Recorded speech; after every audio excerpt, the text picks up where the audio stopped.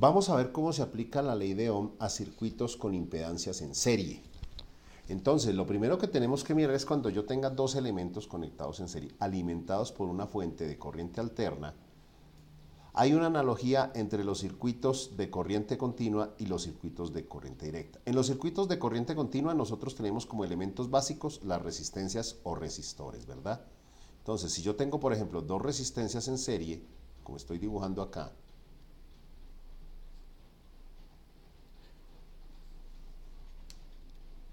vamos a llamar a estas resistencias R1, R2 y una fuente V, se va a producir entonces una corriente a la que vamos a llamar I. La ley de Ohm, ¿qué nos dice? Entonces, en primer lugar, que la resistencia de la red, es decir, la resistencia equivalente, es igual a la suma de las resistencias individuales, porque eso es una combinación serie de resistencias. En segundo lugar, que la corriente se encuentra como el voltaje de la fuente sobre esa resistencia equivalentes y que I es la misma para todos los elementos del circuito. Y es la misma para todos los elementos del circuito.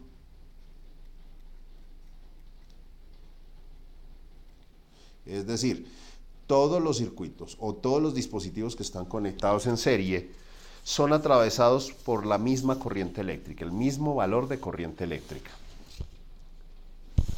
Otra cosa, el voltaje en cada elemento depende exclusivamente por dónde entra y por dónde sale la corriente. Aquí hablamos de un positivo y negativo, porque en el sentido que vamos, la corriente en el resistor R1 entra por el terminal de la izquierda, sale por el de la derecha.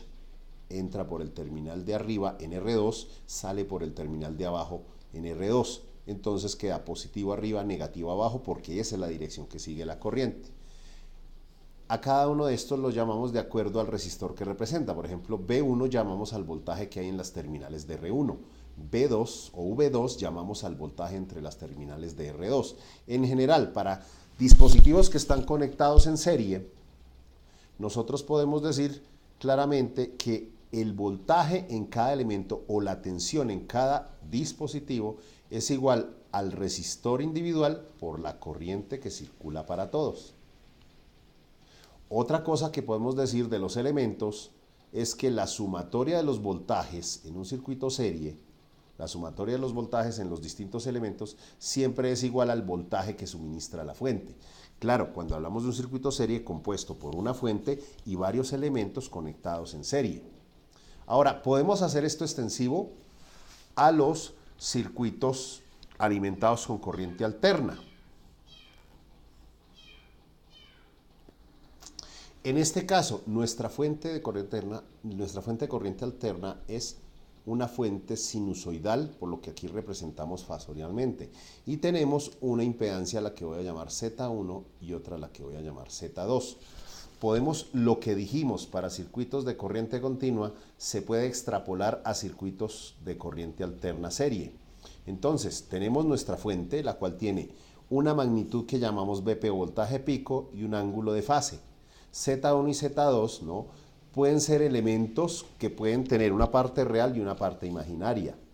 O, en su forma más simple, estos pueden representar resistencias, inductancias o capacitancias. Entonces, lo dejo de forma general porque pueden ser diferentes elementos. Entonces, en este caso, recordemos, podemos extrapolar lo siguiente. En primer lugar, la corriente es la misma para todos los elementos del circuito. B. Esa corriente se puede hallar como el voltaje de la fuente, voltaje fasorial, sobre la impedancia equivalente. A su vez, la impedancia equivalente es la suma, como es en serie, ¿no? Entonces, es la suma de cada uno de los elementos que están en serie. Obviamente expresados en forma fasorial, ¿no?, ya sea en formato rectangular o en formato polar. Para eso nos apoyamos entonces en algún software que pueda calcular eso. Bueno, de igual manera, Aquí lo que se hace es asignar un positivo. A ver, este positivo no es porque el terminal que está aquí sea siempre positivo, ¿no? En realidad se trata de una referencia. Eso estaría diciendo que en un semiciclo donde la corriente fluye en este sentido, que eso ocurre en el semiciclo positivo, entonces si es ese sentido positivo, la corriente sale de acá, esta sería la corriente fasorial, y por ende aquí entra y aquí sale la corriente, por lo que aquí se produce un voltaje V1, porque corresponde a la impedancia Z1. Aquí entra la corriente, aquí sale, y este es el voltaje V2. Extrapolándolo del circuito de corriente continua, nosotros podemos decir que cada voltaje fasorial se puede calcular como el producto de la impedancia particular multiplicado por el fasor corriente. E igualmente, la sumatoria de todos los voltajes fasoriales tiene que ser igual al voltaje fasorial de la fuente. Es decir, las mismas características que se enuncian para los circuitos de corriente continua son válidos para los circuitos de corriente alterna. La diferencia es que estamos operando con números complejos.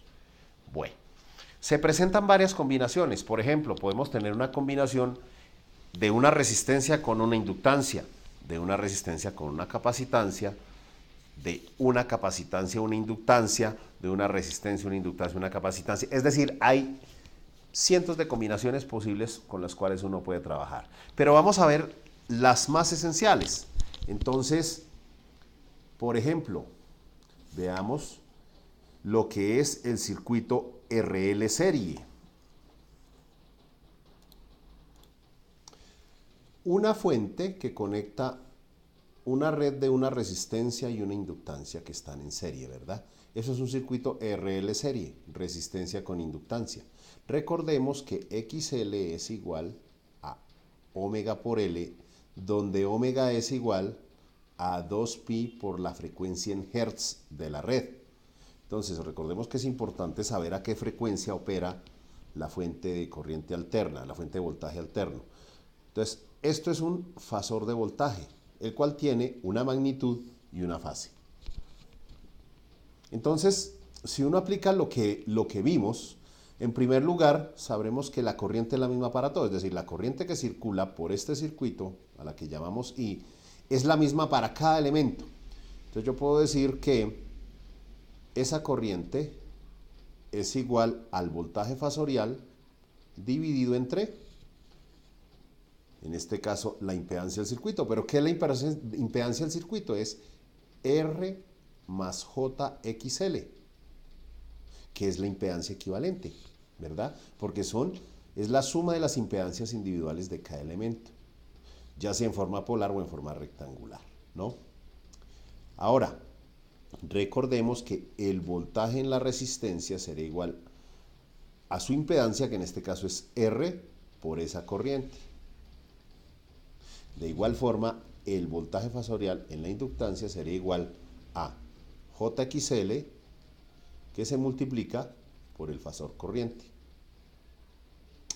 Vamos a un ejemplo específico. Entonces, supongamos que el valor de R es 1000 ohmios.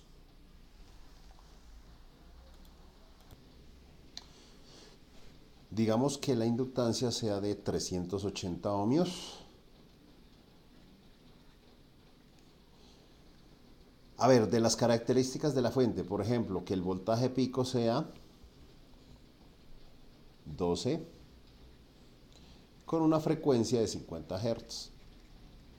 Listo. Entonces, con estas características determinar, entre otras cosas, por ejemplo, hallar.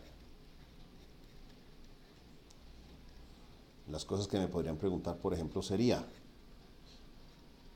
impedancia equivalente o la impedancia del circuito. Me podrían preguntar cuál es la corriente. Me podrían preguntar voltaje en cada elemento, es decir, cómo es el voltaje en la resistencia y cómo es el voltaje en la bobina. Entre esas cosas me podrían decir, ¿no es cierto? Bueno. una cosa que tengo que anotar acá, antes de que se me olvide, es que la sumatoria fasorial del voltaje en la resistencia más el voltaje en la inductancia siempre tiene que ser fasorialmente igual al voltaje de la fuente.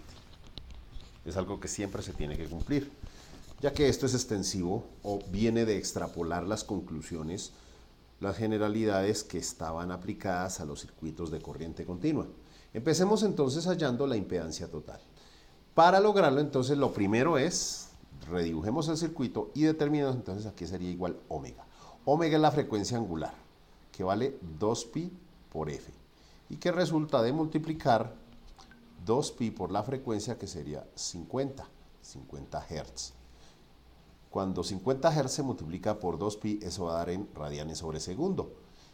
Entonces, si lo hago algebraicamente, me daría 100 pi, ¿correcto? Pero ¿cuánto equivale eso? Entonces, lo puedo dejar así indicado, ¿cierto? O simplemente con la calculadora determino cuánto vale.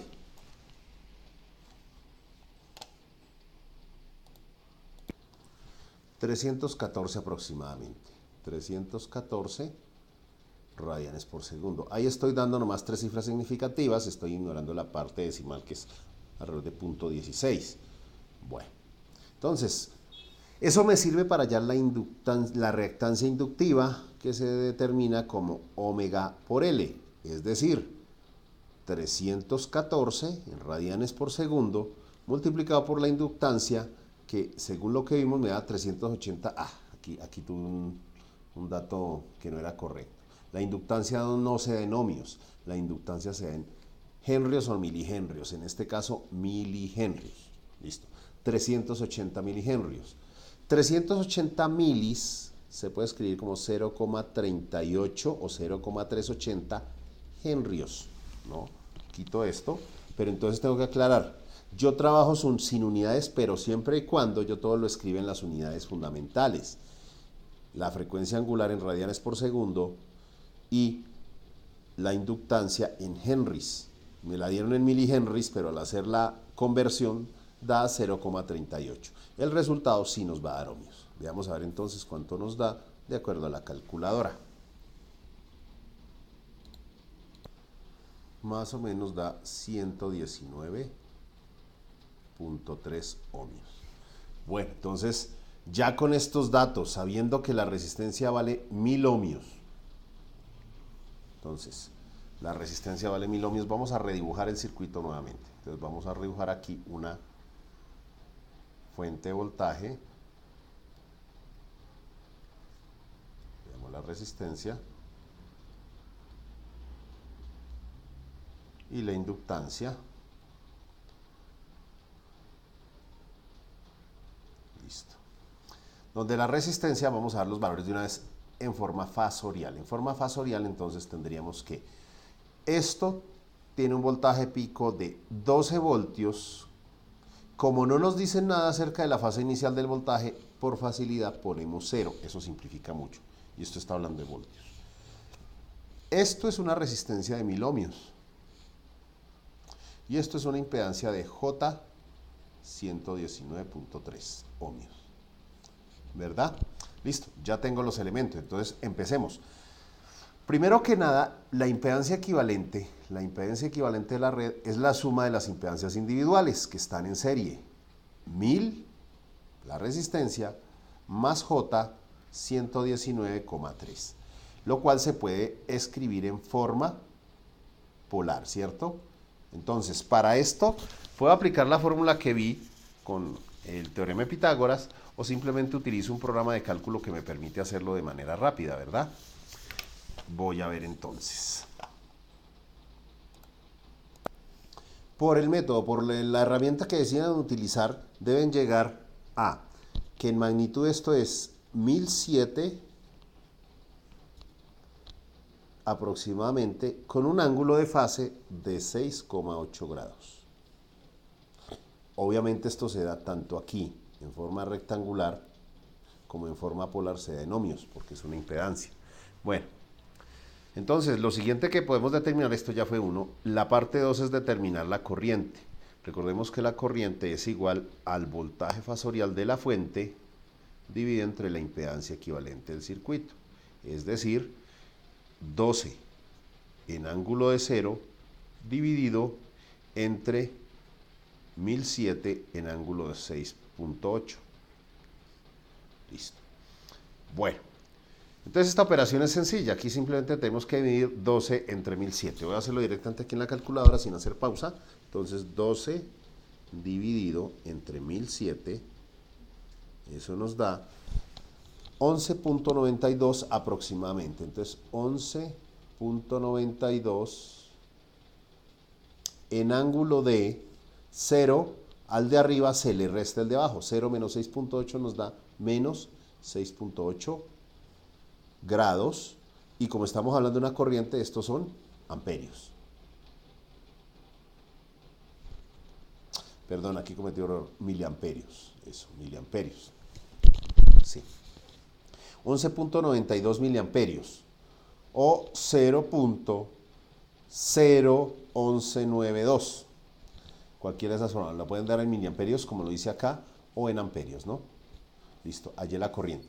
Ahora, como la corriente es una función sinusoidal, podríamos de una vez darle en el dominio del tiempo. Así, la corriente en el tiempo será 11.92 seno de la frecuencia que dijimos que era 314 por el tiempo, con un ángulo de fase de menos 6,8 grados, y estamos hablando de miliamperios. Ahí está en el dominio del tiempo. Vamos ahora, la tercera parte es hallar el voltaje en cada elemento. Entonces, por ejemplo, el voltaje en la resistencia es igual al valor de la resistencia multiplicado por lo que nos dio la corriente. Es decir, en este caso el resistor es de 1000 ohmios y su resultado se multiplica por la corriente que nos dio en forma fasorial 11.92. Pero recuerde que aquí estamos hablando de miliamperios, por lo que aquí hay que colocar un por 10 a la menos 3, que eso es lo que quiere decir el prefijo mili, ¿no? Con un ángulo de menos 6.8 grados. Esto estamos hablando de amperios, miliamperios. Bueno, ahí ya está en amperios porque cambié mili por 10 a la menos 3. La combinación de esto que está en ohmios y esto que está en amperios nos da voltios. Hagamos entonces la operación a ver qué nos da. Entonces el resultado será que el voltaje en la resistencia es igual a 11,92 entero en ángulo de fase de menos 6,8 grados. Estamos hablando de voltios. Es decir, si yo hago la gráfica en el dominio del tiempo, el voltaje en la resistencia es una onda sinusoidal que tiene una amplitud de 11,92 por el seno de 314t menos 6.8 grados, y estamos hablando de voltios. Bueno, vamos a hacerlo ahora con la inductancia. Entonces recordemos que el voltaje en la inductancia, también aplicando la misma fórmula, es igual a la impedancia que presenta la inductancia, que en este caso es JXL multiplicado por la corriente. En nuestro caso es J 119,2, ¿verdad? Multiplicado por el fasor corriente, que es 11.92 por 10 a la menos 3 con un ángulo de menos 6.8 grados. Y la combinación de reactancia inductiva y corriente, que viene en amperios, nos da voltios. Bueno, a ver, aquí lo podría operar en forma fasorial. De pronto es más cómodo porque J119 corresponde a un número en forma polar de 119,2 con un ángulo de 90 grados, porque recuerden que los imaginarios puros, ¿no?, están sobre el eje imaginario, ya sea 90 grados o menos 90, dependiendo del signo. Entonces, como este tiene signo positivo, 119,2 en ángulo de 90, multiplicado por 11,92 por 10 a la menos 3 en ángulo de menos 6,8 grados. Eso nos va a dar en voltios. Bueno, entonces recuerden que cuando hacemos multiplicación fasorial, multiplicamos las magnitudes entre sí. Entonces sería o 119.92 2 multiplicado por 11.92 nos da, da 1420 porque recordemos que tenemos el 10 a la menos 3, ¿no? Entonces 119.2 por 11.92 por 10 a la menos 3 nos da 1.42, entonces nos da 1.42 en ángulo de 90 menos 6,8, entonces 90 menos 6.8 nos da 83,2. Y como estamos hablando de voltaje, esto es voltios. En el dominio del tiempo, llevándolo directamente, nos da una magnitud de 1,42 seno de omega, 314, por t, y el ángulo de fase que es positivo de 83,2 grados. Eso en voltios. Así se comporta el voltaje en la inductancia. Bueno, se supone que ya todo esto ya es conocido, entonces con esto ya en mente, ya sabido y conocido, hemos resuelto las cosas básicas del circuito, ¿verdad? Hemos aplicado el método para hallarlo. Entonces, espero que este video haya sido de ayuda. Nos estaremos viendo en una próxima oportunidad.